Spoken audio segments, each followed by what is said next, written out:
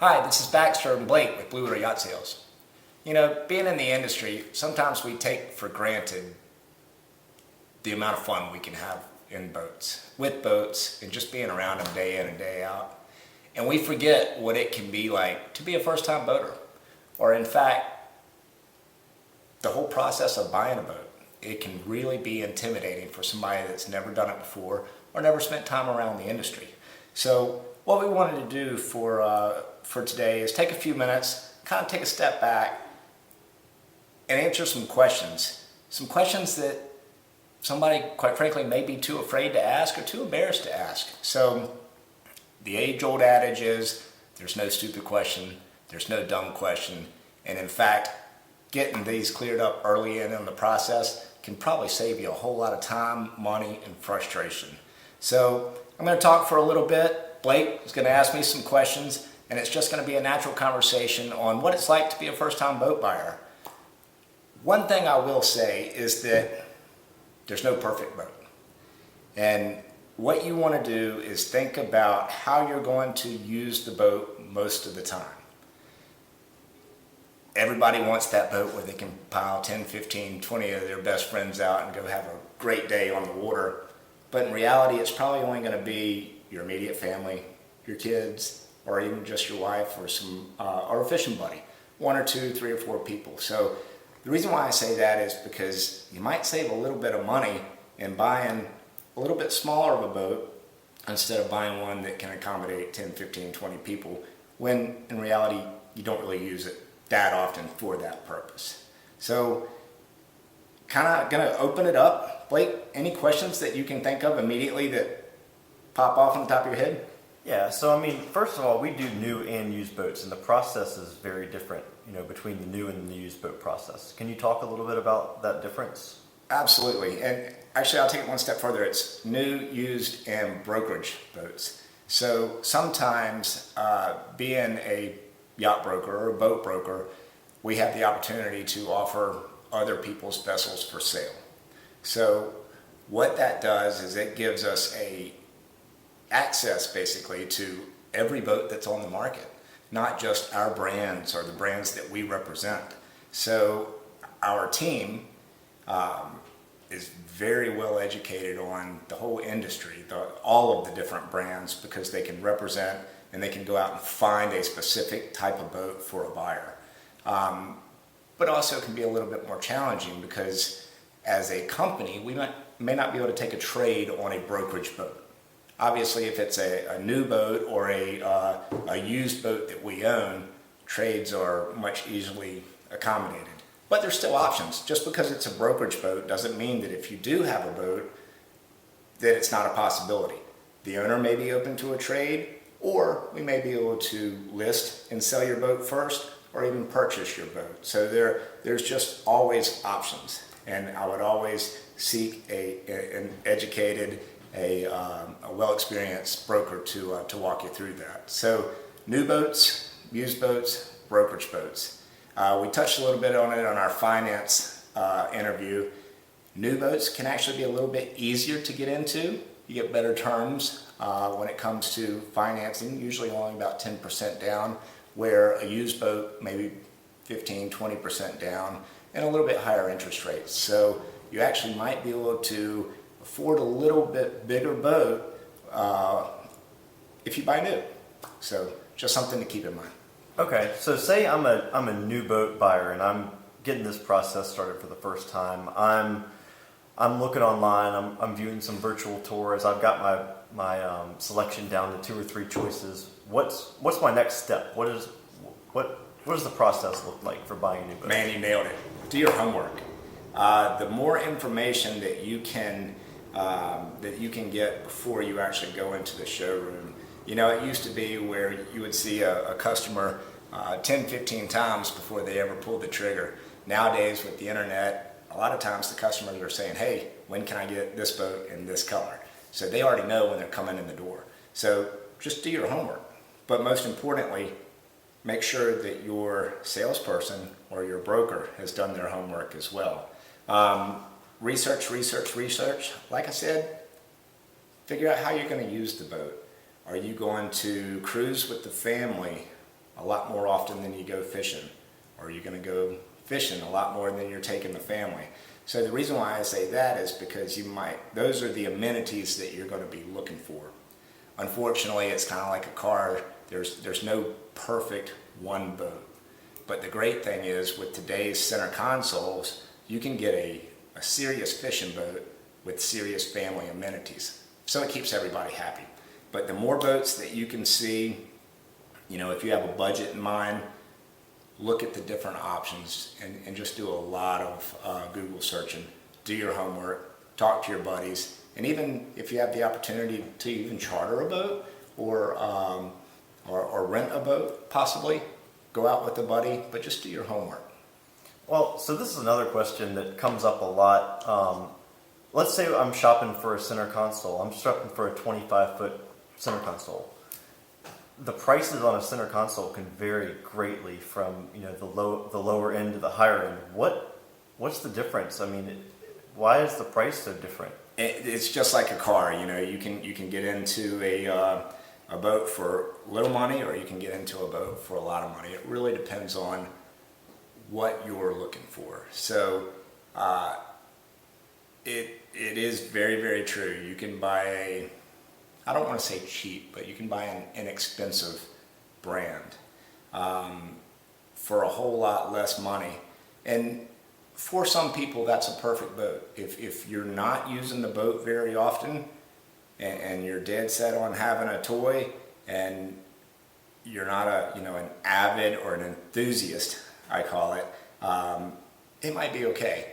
But if you want something to last through the years, if you want quality, if you want something to stand up and not significantly depreciate over the years, it might actually save you money to spend more on the front end, because with some of the middle tier boats or the lower tier boats, man, it's very sad to see how quickly they can depreciate. So even though it might be a little bit more money up front, if you sell a boat within a year or two, you're going to really take it, if you will, in the depreciation and the resale value, than if you were just to spend a little bit more money, because ultimately it's going to, the higher quality and just a little bit higher quality will last a whole lot longer in the marine environment. Okay, so that leads me to kind of my next question. We just came off would have been the spring boat show season, and we're going to go through the summer and the fall. There's boat show specials, there's rebates, there's factory promos. How do I know that I'm getting a good deal on a boat? We've joked around in the industry. We say never let money get in the way of a good boat deal. And the reason why that's so true is because a good deal is different for everyone. What is a good value? So sometimes maybe waiting until the dead of winter isn't the best idea, because you may have lost out on 6 months of boating. Why are you buying a boat, number one? Are you buying it to just for the recreation, or are you buying it to spend quality time with your family? And if your kids are going off to school, 6 months is a lot of time just to wait for a quote-unquote deal. So, in the industry, of course, you have your model years and your non-currents. If you can ever find one that's a new boat that's in inventory that is a model year old, that's going to be significantly discounted. But be careful of the word significant, because there's not that much margin in these boats for as expensive as they are anyway. So it's just going to be that the dealer really just wants to get rid of it. But here again, when you go to sell it, it's a year older. So you're not really, your total cost of owning the boat is not going to be that much different if you just spend a little bit more up front. So boat shows obviously are always a great opportunity. You hear boat show prices, but the fact of the matter is, and we've really looked at it this year with all of the social distancing, boat shows are expensive. So sometimes you can't offer the best discounts at a boat show because it costs so darn much money to be there. But in reality, it really depends. If a dealer is just stocked up on inventory, they may be offering better incentives.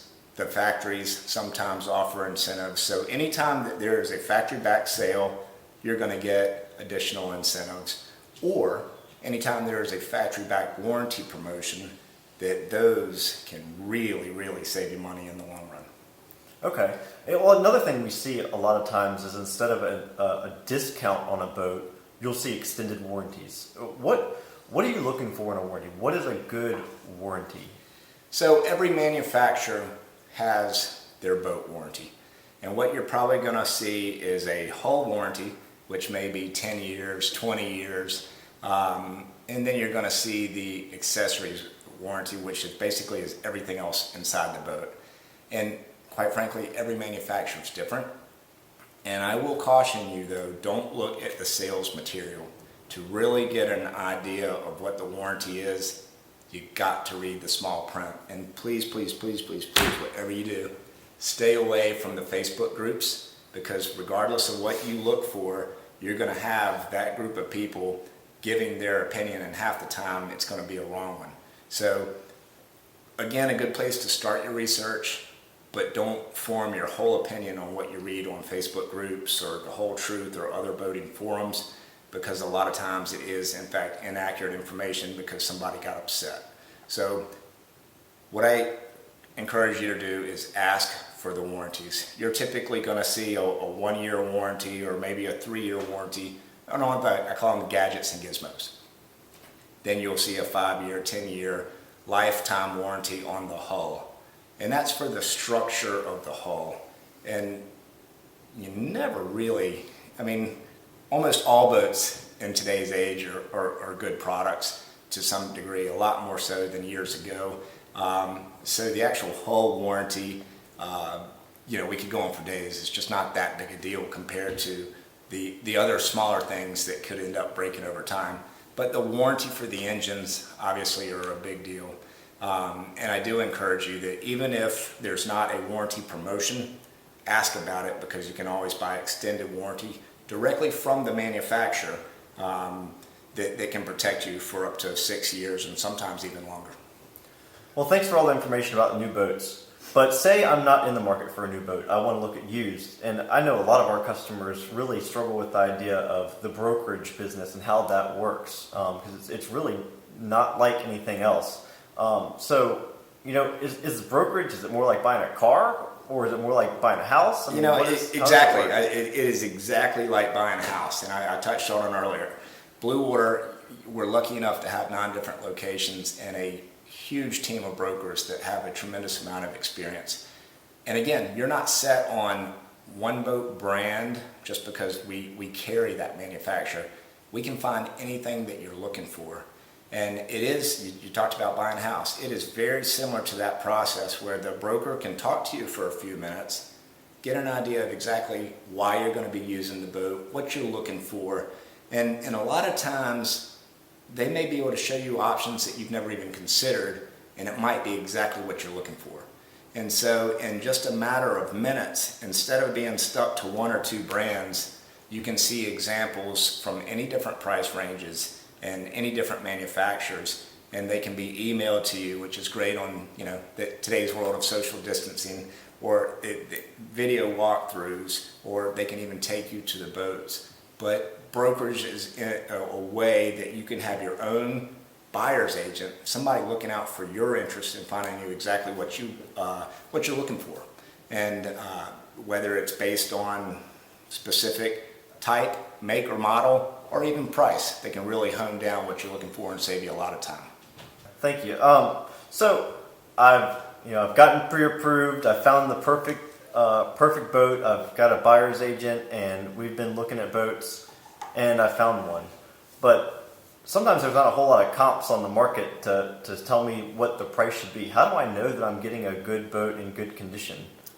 You nailed it. Comps is a good start. Obviously, we see the internet as being a tool, but most importantly, it's your agent, it's your broker. It's their experience in being able to show you what the industry and what the market says that boat is worth. Of course, how long it's been for sale, why the owner's selling it, and your broker can walk you through all of that, and so you're really going into it with a very educated purchase. Are there any other general tips that you have for somebody looking to buy a boat?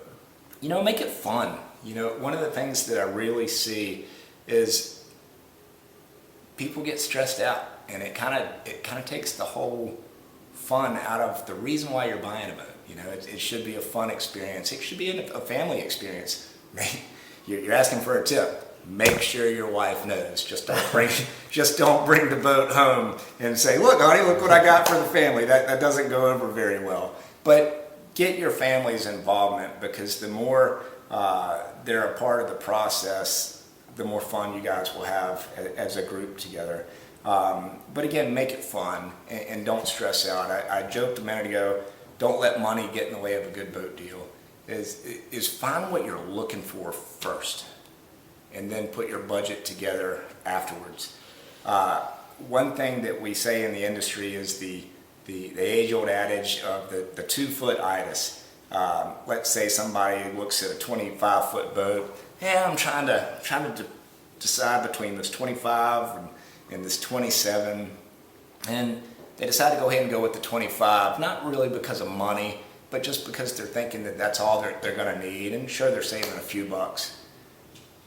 After one great fishing season, they're like, man, I want that bigger boat because there's so much more room, it rides so much nicer, and they end up trading it in or selling it and buying the other one, when in all actuality, if they bought the 27 to begin with, they would have saved some money.